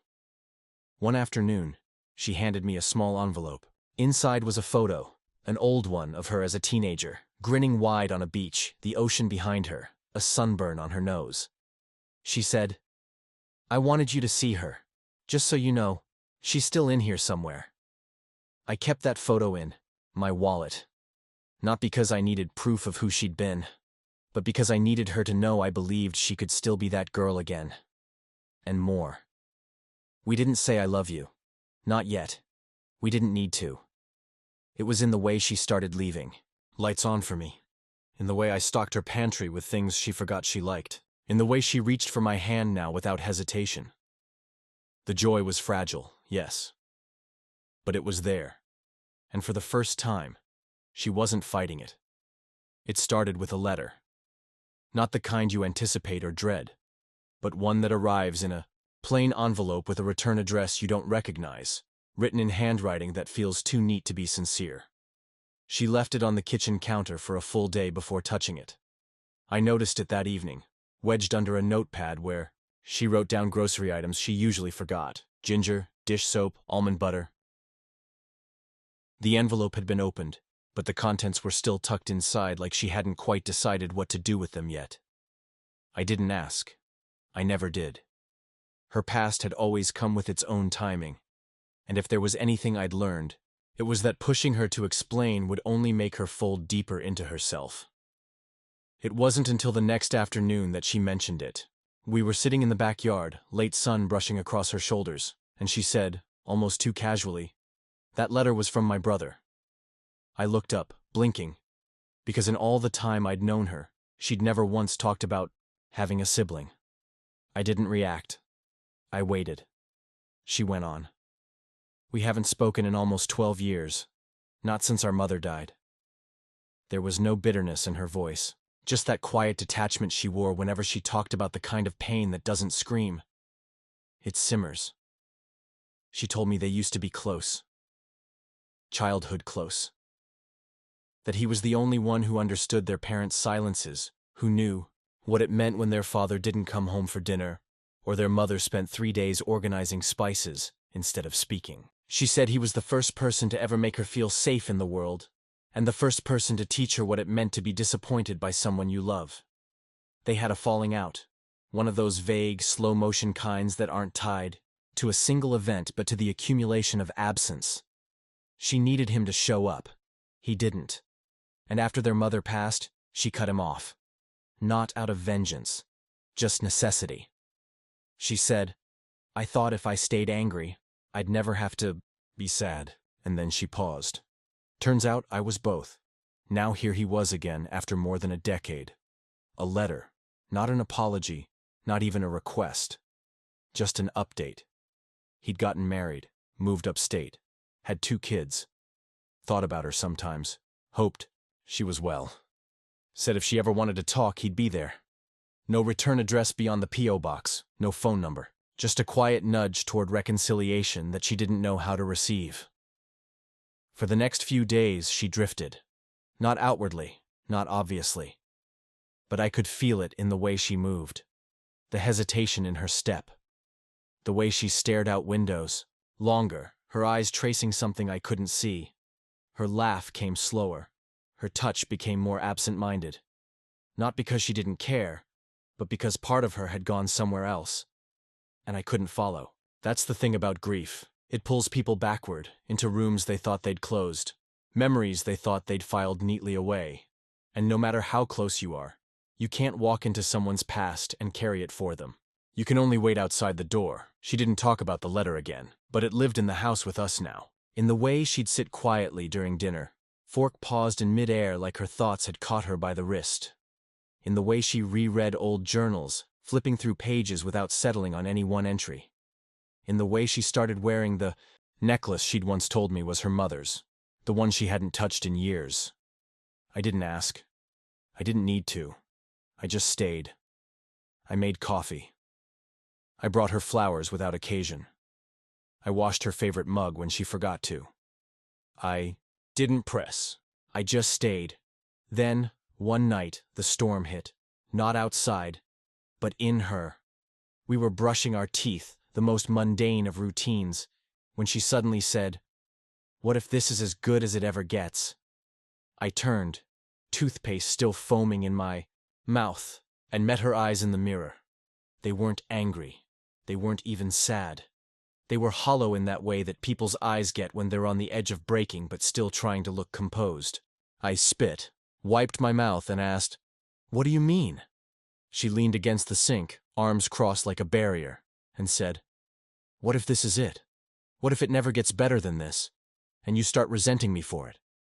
I knew immediately that this wasn't about the letter. Not directly. This was about what the letter opened in her. The fear she hadn't voiced since the beginning. That she wasn't enough. That her life wasn't enough. That she would never be someone else looked at and said, "Yes, this, forever." That even now, with everything we'd built, some part of her still believed I'd eventually outgrow her. I stepped toward her and rested my hands on the counter beside hers. I didn't try to counter the fear with logic. I didn't tell her she was being irrational. Because fear doesn't respond to reason. Fear needs presence, repetition, reassurance. So I said the only thing I knew she could hear. If this is as good as it gets, I'd still stay. Her mouth twitched, not quite a smile. Her eyes dropped. She whispered, "Don't say that just because I'm scared." And I said, "I'm saying it because I'm not." She didn't cry. She didn't collapse into my arms. She just nodded. And that night, when we went to bed, she pulled herself against me tighter than usual. Her fingers curled into the fabric of my shirt like she needed to feel the weight of someone choosing her. Not out of pity, not out of duty, but out of full, wide-awake intention. That was the night I realized joy, for her, would always come, with a shadow. That no matter how safe we made the present, there would always be a version of her waiting for the loss to arrive. And I couldn't change that. But I could keep showing up. I could keep reminding her that the loss hadn't come, that she hadn't been abandoned, that love, in its truest form, doesn't flinch when things get complicated. It leans in. It stays. It took her a week to decide to write back, not because she didn't know what to say, but because she didn't trust the version of herself that wanted to say anything at all. That part of her, the one who reached out instead of retreating, was rusty, quiet, uncertain. And yet, one rainy afternoon, I found her at the dining table with a pen in her hand, her eyes scanning the same 3 sentences over and over like she was trying to memorize them before committing them to ink. She didn't ask my opinion. She didn't even acknowledge me when I walked into the room. She just sat there, body tense, back straight, holding herself together in that way people do when they're trying not to unspool. I didn't ask what she was writing. I didn't offer input or encouragement. I just walked past her, into the kitchen, and made her a cup of tea the way she liked it. Strong, no sugar, barely a splash of milk. I placed it gently beside her, and she gave me a nod so small I might have missed it if I hadn't been looking for it. She stayed there for over an hour, writing, pausing, scratching something out, rewriting. She filled a single page, folded it with care, sealed the envelope slowly, like her fingers weren't entirely sure if they should finish the job. When she finally looked up, her face had shifted. Not sad, not relieved, just clear. Like she'd just emptied something that had been pressing, against her ribs for years. She said, "I don't know if I'll send it." I said, "That's okay." And it was, because the act of writing it meant more than the delivery. It meant she was ready to stop pretending the past didn't still live in her. For 2 days, the letter sat on the mantel, leaning against a dusty photo frame she hadn't updated since before I met her. Every time I passed it, I felt a little jolt, like that envelope wasn't paper and ink, but a heartbeat sitting outside her chest, waiting to be let go. She didn't mention it again. I didn't ask. But then, one morning, I woke up, and it was gone. She didn't tell me she mailed it. She didn't need to. The absence said everything. She had let something go. Something she wasn't sure she'd ever be brave enough to release. That day, she was lighter. Not visibly. Not dramatically. But something in her posture, in her voice, in the way she moved through the house, had loosened. She played music in the kitchen, something older and jazzy, the kind of record she used to save for rainy Sundays when she didn't expect anyone around. She danced a little while she stirred soup. Just a small sway of her hips. She caught me watching and rolled her eyes, but there was color in her cheeks that hadn't been there the day before. I didn't say a word. I just watched her move. Made soup, bread, a pie, more food than the two of us could eat, but she didn't mention why. Just kept filling the house with warmth and motion like it was some kind of spell she didn't want to break. Later that evening, she invited me to stay for dinner, which had become our normal, but this time she said it differently. "I want you here tonight," she said plainly, and I felt those 6 words dig deep. Want. Not need, not habit, not convenience. Want. We ate slowly, candlelight flickering in the kitchen because she said she didn't feel like turning on the overhead lights. The conversation stayed easy, drifting through old movies and ridiculous neighbors, and how I somehow always undercooked rice, no matter how hard I tried. She teased me gently, and I teased back. There was a moment where we both went quiet, not because we ran out of things to say, but because we didn't need to fill the space. She reached across the table and touched my hand. Brief, deliberate, grateful. Then came the surprise. After dinner, as we were cleaning up, she said, "I have something for you." Her voice was soft, almost uncertain. I didn't know what to expect. She disappeared down the hallway and came back holding a small box. Nothing ornate, just wood with a sliding lid. She handed it to me like it was delicate. Inside were photographs of her.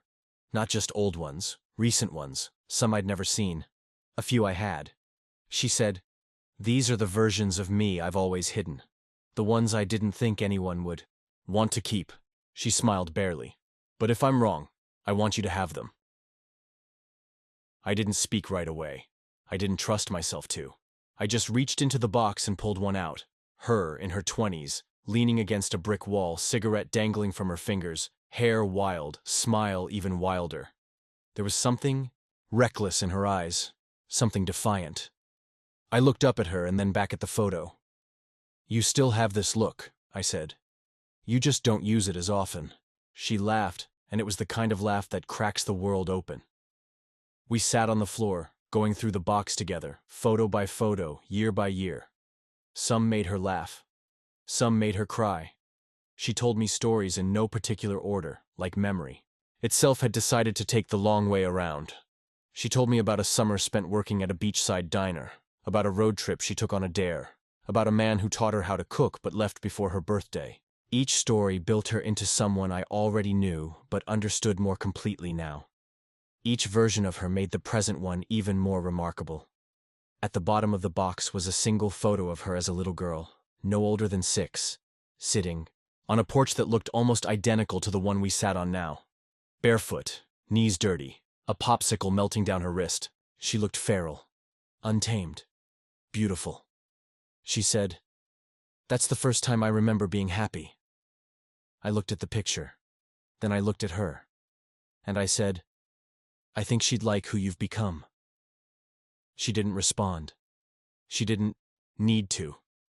That night we didn't talk about love. We didn't talk about the future. We just were. And for the first time, I think she started to believe that maybe this This ordinary, extraordinary, nothing flashy version of togetherness wasn't something she had to brace herself for, that maybe she could keep it, that maybe she was allowed.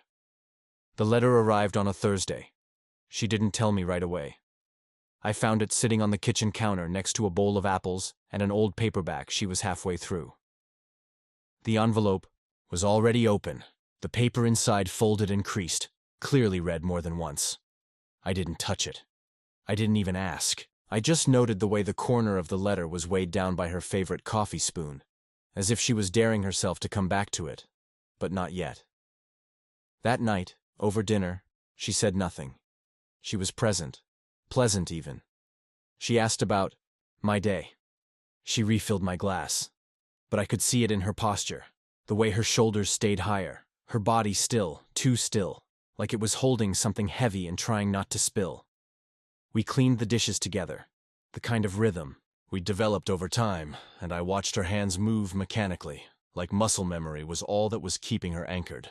Finally, after the last dish was rinsed and the lights dimmed down to that familiar evening glow, she sat at the kitchen table and said quietly, almost too quietly, "He wrote back." I nodded and sat across from her, hands folded. Still, waiting. She unfolded the letter in front of her, eyes scanning it again, like maybe the words had changed since the last time she read them. She started to read pieces aloud, not in sequence, not from the beginning. She skipped the pleasantries, skipped the surface. She went straight to the sentence that had punctured her.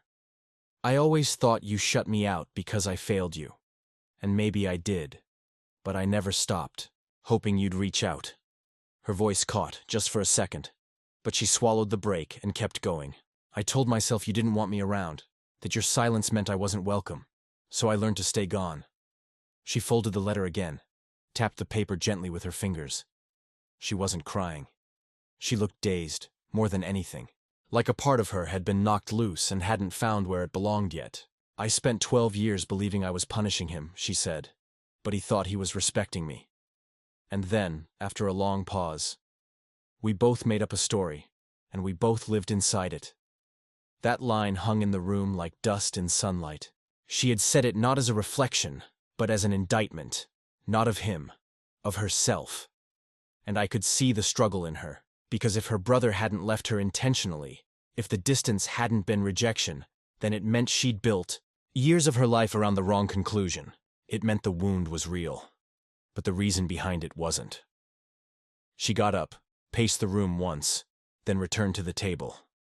She looked at me, and for the first time in a long time, she looked young. Not by age, but by expression. Like someone who had just learned something and didn't know what to do with it yet. "What do you do when the story you've used to explain your pain turns out to be wrong?" she asked. And I told her the truth. "You grieve it anyway, because it still shaped you." She sat with that for a long time. I could see her eyes going distant, pulling apart old memories, relabeling them, trying to understand them through this new lens.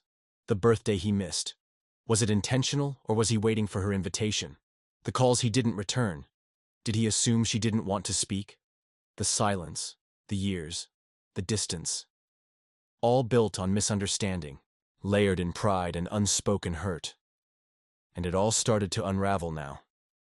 That night she didn't sleep. Or if she did, it was shallow.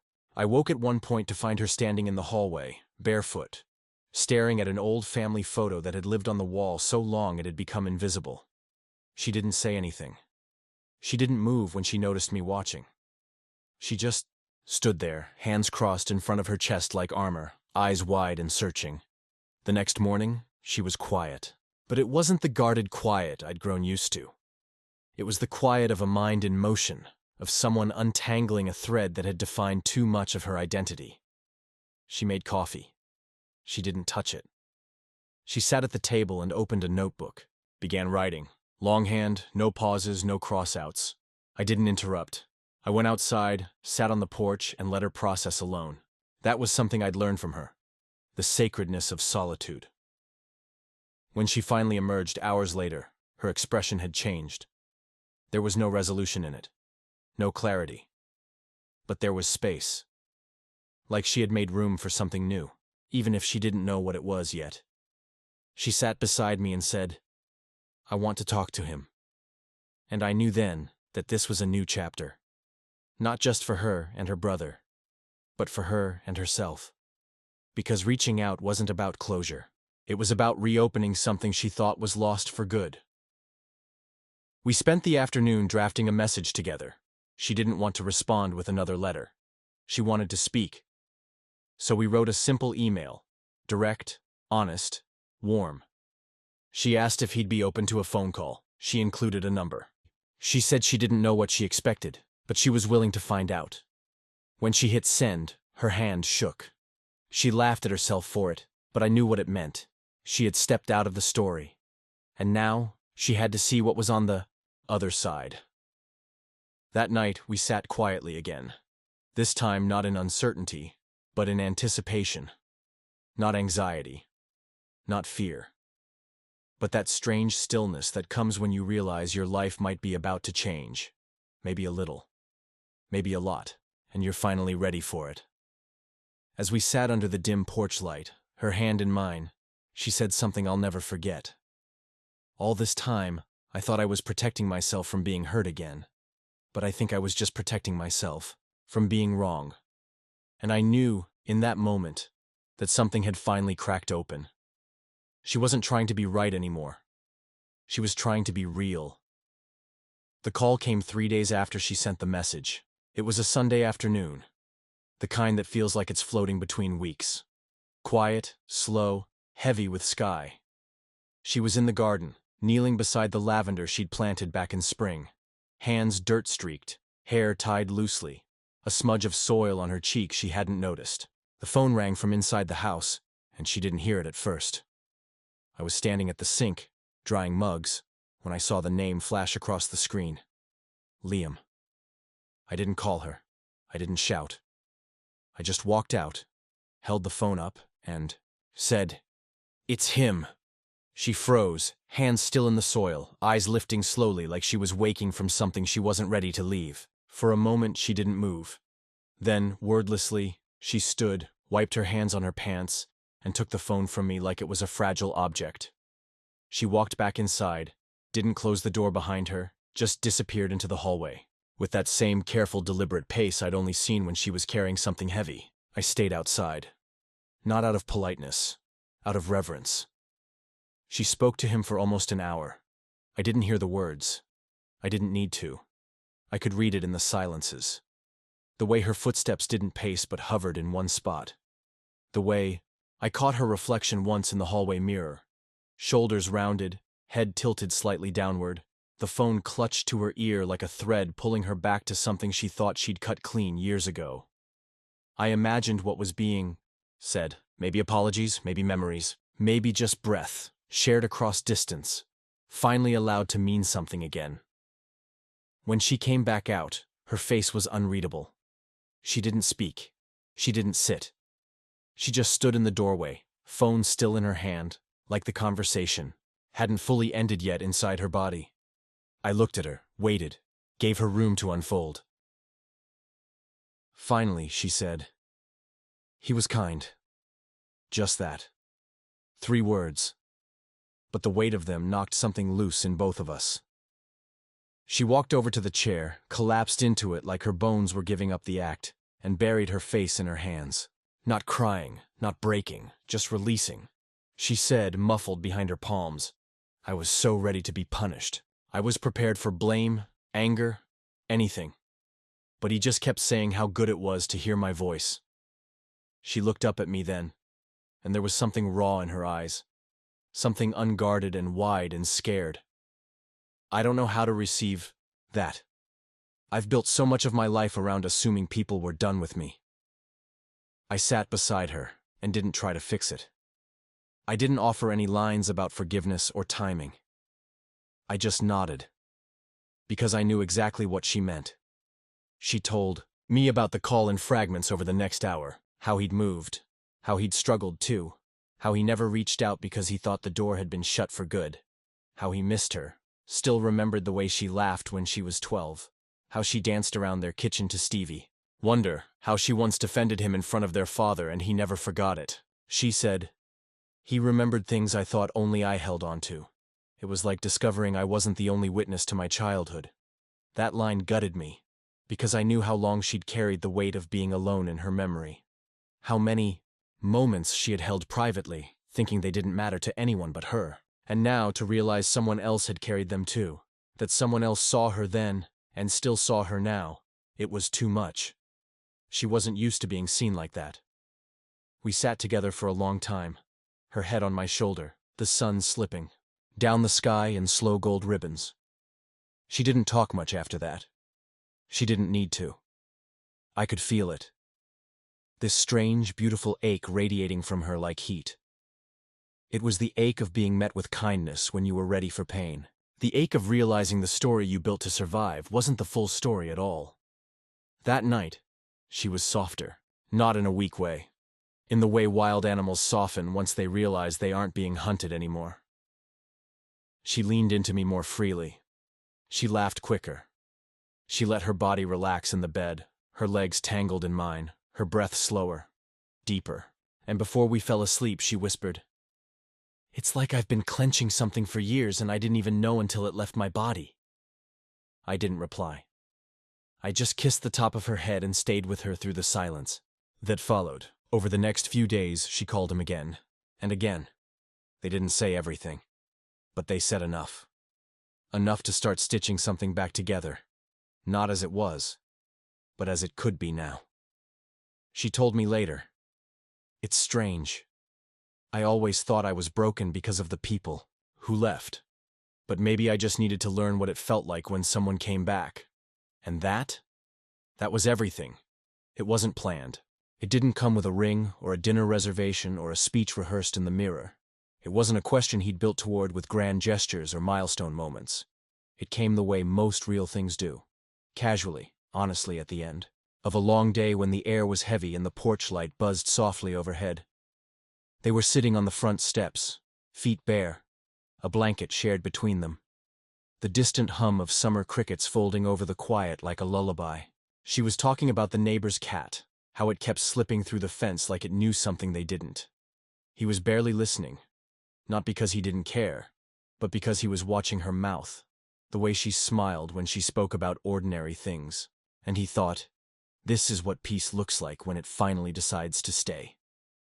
She reached for his hand without looking. He let her fingers find his, and they sat like that for a while, saying nothing, letting time stretch around them. And then, he said it. Just like that. No build-up, no lead-in, no breathless lead guitar behind it. He said, "If I asked you to marry me right now, would that scare you?" Her hand froze in his, not pulled away, just paused. The silence that followed wasn't rejection, it was processing, and he didn't rush it. He just sat there and let her feel whatever she needed to feel. When she finally spoke, her voice was low, steady, curious even. She said, "Are you asking?" And he smiled. Not a grin, not a performance, just a soft, sure curve of his lips. "I am," he said. "But only if it's not too soon, only if you can believe it's real." She turned to him then, fully, the light from the porch casting a halo around her hair, her expression unreadable but not closed. And for a second, he felt it. Not fear, but reverence. The weight of the moment. The weight of her. Of all she'd been through. Of all she still carried, even now. And he added quietly, "We don't have to call it that. Not yet. It can mean whatever you want it to mean. I just want you to know. If this is what life with you looks like, I want in. All the way." She didn't cry. She didn't throw her arms around him. She just breathed, slowly, carefully, as if this was the first breath she'd taken in a world where someone didn't just love her, but chose her, completely, without condition. After a while, she said, "I spent so long preparing for people to leave. I never imagined someone would stay long enough to ask me something like that." And he said, "I didn't stay. I live here now." That line undid her, not with shock, not with disbelief, but with this deep, grounding sense of finally. Not finally because she was rescued. Not because someone saw her worth, but because she did too. And so she didn't say yes, not yet. Instead, she said something better. I don't want a wedding. Not in the way most people think about them. I don't want a dress or a crowd or a cake I didn't pick out. I don't want to be the center of attention. I just want to keep building something that no one else gets to name but us. He nodded, a quiet kind of proud resting behind his eyes. Then we won't have a wedding, he said. We'll have whatever this is, and we'll keep choosing it.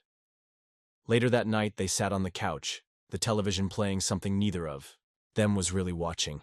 Her feet rested in his lap. His fingers traced absent-minded circles on her ankle. They didn't talk about the future, not in detail, not in plans. They didn't set a date or talk about paperwork or rings. But something had changed. Something invisible and permanent. Because when you ask someone like her, someone who has spent their entire life believing they're only lovable in pieces, only tolerable in chapters, when you ask them for a lifetime, what you're really doing is inviting all versions of them to stay. And for the first time, she believed that maybe she could say yes, not out of gratitude, not out of surprise, but out of wanting to belong, wanting to stay chosen.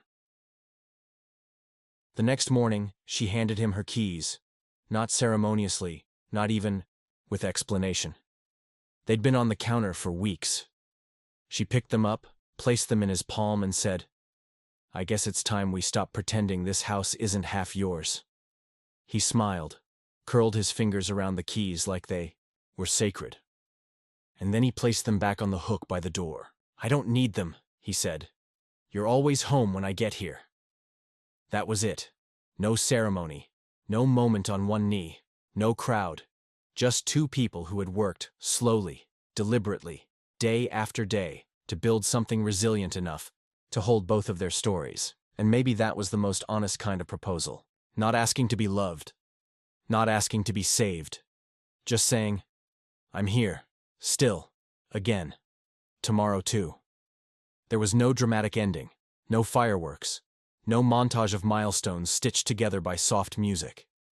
The days that followed looked a lot like the ones before. Coffee mugs in the sink, laundry left in the basket a little too long, books open halfway through and forgotten on the nightstand. But that was the point. The beauty wasn't in what changed. It was in what stayed the same, what continued, what was chosen over and over in the quiet. She didn't announce to the world that she was engaged, mostly because they never used that word. It felt too loaded, too performative. Instead, they used words like us, here, home. She told Claire, her longtime friend across the street, over tea on a Thursday afternoon, that she was happy in a way that doesn't scare me anymore. Claire smiled, the kind of knowing smile older women have, the kind that understands joy and fear tend to come as a set. She didn't ask for a ring or a plan. She just squeezed Tessa's hand and said, Good. You deserve easy mornings. And that's what the next few months became. A string of easy mornings. Not perfect ones. Not without missteps. There were still days when the air between them felt thick with old ghosts. She still flinched when he came into a room too fast. He still didn't always know when to give her space versus when to hold her tighter. But now they had language. They had rhythm. And more than that, they had practice. Not in being flawless, but in returning. In repairing. In learning how to sit with discomfort instead of running from it. One morning, she sat on the edge of the bed, the light spilling in across her shoulders, and she said, I used to think love meant becoming someone else, changing myself to be chosen. But now I think love means becoming more of myself and trusting the other person to stay. He didn't respond. He just kissed her shoulder, gently, and held her hand in that quiet way he always did when the words were too big to answer with words. The house changed too, not just in furniture or photos, but in feel. There were 2 toothbrushes. His boots sat by the back door. His jacket hung next to hers. She added a second chair to the porch without mentioning it. He repainted the shed in the backyard without her asking. These weren't romantic gestures. They were proof. Proof of life. of commitment, of the slow, daily act of weaving two lives into something shared. They didn't need a ceremony. But one evening they threw a dinner party. Just a small one. Just people who mattered. She made stew, he made drinks, Claire brought dessert. They filled the house with laughter, with jazz humming low in the background, with the kind of conversation that wanders. At one point, someone asked them, half joking, when they'd finally tie the knot. She smiled, glanced at him, and said, "We already did. It just didn't look like anyone else's knot." After everyone left, they cleaned in comfortable. Silence. Then they danced, barefoot in the kitchen. No music playing, just the rhythm of their own breathing. She rested her head against his chest and whispered, "I never thought I'd get here." He whispered back, "You didn't get here alone." And that was the truth of it. This wasn't a rescue story. This wasn't about one person saving the other. It was about meeting in the middle. It was about both of them surviving long enough to recognize a soft place to land when it finally arrived. As fall rolled in, the air crisped, the leaves turned. He found her sitting on the porch one morning, wrapped in a blanket, her hands curled around a mug, watching the world with a kind of reverence usually reserved for endings. But this wasn't an ending. This was just the next beginning. She looked up at him, patted the seat beside her, and when he sat down, she leaned into his side and said, "You know, if I had known it would feel like this, I might have started sooner." And he smiled because he knew. She wouldn't have. And that was okay, because everything had arrived when it was meant to. The future didn't feel heavy anymore. It felt open, not mapped out, not planned to the minute, just full of possibility. And possibility, after a life spent managing expectations, is the bravest thing of all. They never had an anniversary. Not a real one. But one morning, exactly a year from the day she handed him her keys, she left a note on the kitchen table. It read, simply, "You stayed. So did I. Let's keep doing that." That was it. And it was everything. Up next, you've got 2 more standout stories right on your screen. If this one hit the mark, you won't want to pass these up. Just click and check them out. And don't forget to subscribe and turn on the notification bell so you don't miss any upload from us.